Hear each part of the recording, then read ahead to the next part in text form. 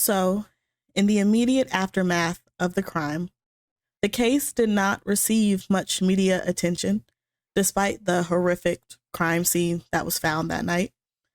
And the case went cold rather quickly compared to other murder cases at the time. A few articles were published in the early stages of the investigation in local newspapers, but in my opinion, there was not nearly as much media coverage as there should have been for a double homicide, especially the double homicide of a mother and child.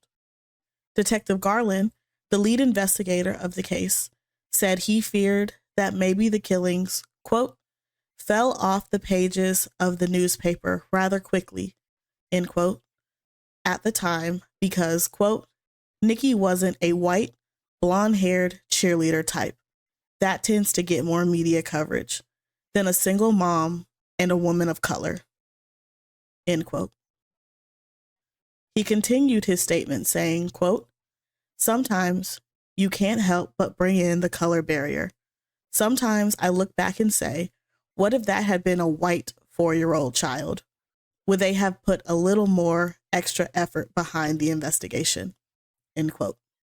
After the first several weeks, the case eventually fell off the radar of investigators for years. That is until it was reopened in 1993, only for that renewed effort to fall flat.